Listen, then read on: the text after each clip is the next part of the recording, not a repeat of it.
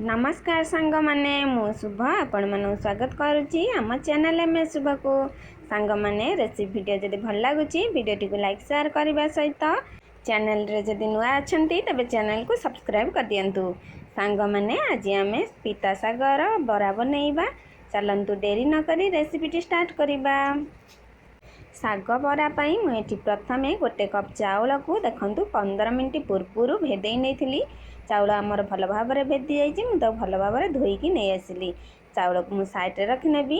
देखु एबे मु पिता साग को भल भाव में बाछिकी धोई नहीं धोईकी छाणिकी रखी नहीं एसबू को एबे आम साइड रखिनेबा। मसला प्रस्तुत करनेबा। मसला गोटे चम्मच जीरा नेली गोटे बड़ पियाज को काटिकी नेली एवं गोटे बड़ रसुण छाड़ेकी देली दुईटी सुखिला लंका नेली राग पाई मु दुईटी लंका नहीं आपन जति राग दरकार आपन जति पकई पारिबे। एबे मु चाउल जो भेदेकी रखितली चाउल छाणिकी देई नेउछि स्वाद अनुसार एबे मु गोटे चम्मच लुण देदेली टिके पानी देकी ए सब को मु बाटिबा पई रखिनेबी। देखंतु सांग माने मु एबे चाउल को भल भाव में बाटिकी नहीं आसिली। एबे मु गोटे पात्र नेली ए सब चाउलर पेस्ट को सेतिरे ओजाड़ी नेली पूर्वर मु साग धोईकी छाणिकी रखितली। देखंतु साग को मु भल भाव में काटिकी नहीं आसिली। एबे मु चाउलर पेस्ट नेली काटिकी रखिथिबा साग को चाउल पेस्ट रे देई नेली। एबे मु ए सब सागरे गोटे छोट चम्मच हल्दी गुंड देदेली हल्दी गुंड देकी ए सब मु एबे भल भाव में हाथ में मिसई नेबी। देखो सांग माने चाउल पेस्ट रे आम भल भाव में साग को मिसई नेबा जेपरिक सागरे आमर चाउल पेस्ट सब भल भाव में मिसीजिब। देखंतु एपरी भाव में सागरे मोर चाउल पेस्ट मिसी हो गला आपको आम साइड रखिनेबा। एबे मु गैस रे गोटे तावा बसई देली सेतरे मु 2 चामच तेल देदेली तेल देकी गरम हवा को रखिनेली। तेल आमर गरम हो गला एबे मु साग को भल भाव में देई नेउची। देखंतु सांग माने साग देला बेले मन रखिबे बिल्कुल भी बेसी मोटा करिवे नाही पतला पतला बनइबे। बेसी मोटा कले ए रेसिपीटी भल लागिबो नाही जते पतला करिवे सेते सुंदर बनिबो रेसिपीटी। देखंतु एपरी भाव में मु देई नेउची साग गुड़िक। सांग माने आपण मानकु जदि वीडियो भल लागुची वीडियो को लाइक शेयर करबा सहित चैनल रे जदि नुआ अच्छा तेज चैनल को सब्सक्राइब कर दिंतु कारण सब्सक्राइब करेंगे आपण मानक पई बिल्कुल फ्री अच्छी। सांग माने सब बेले मन रखिबे ए रेसिपीटी को बनैला बेले गैस को बिल्कुल भी स्लो करिवे नहीं किंबा हाई करिवे नहीं गैस को मीडियम रे रखिकी ए रेसिपीटी को बनैबे।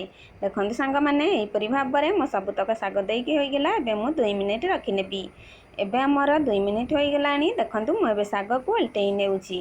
देखंतु साग बिल्कुल भी लागू नाही किंबा पोड़ी नाही भल भाव में बनी जाउची। सांग माने मु एठी बरा गुड़ी को एकाथर बनई नहीं आपण मानू जेतिकी सुविधा हे तावारे सेतिकी देबे बिल्कुल भी अधिका देबे नाही नले बरा गुड़िक बनइबा पई असुविधा हेब। देखंतु सांग माने एपरी भाव में बरा निश्चिंत बनातु एपरी बरा बनइले समस्त पसंद आसीबो एवं ए रेसिपीटी बहुत हेल्दी सहित बहुत टेस्टी मध्य होई थाए। देखंतु सांग माने बरा गुड़िक केते सुंदर भाव में उल्टी जाउची। एपरी भाव में मु सबतक बरा को उल्टई नेली एबे मु आउ 2 मिनिट पर्यंत मध्यम आंच रे रखी नेली।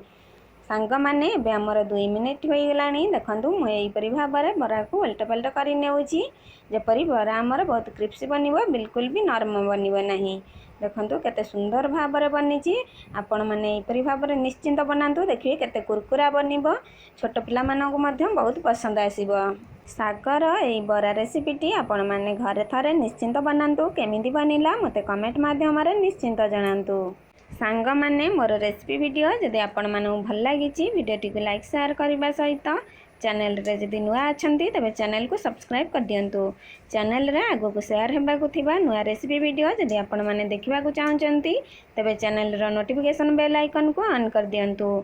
सांग माने आजिर रेसिपी वीडियोटी संपूर्ण हो जाइछि मु पुणी थरे आसीबी गोटे नुआ रेसिपी एवं गोटे हेल्दी रेसिपी रे गोटे नुआ वीडियो रे।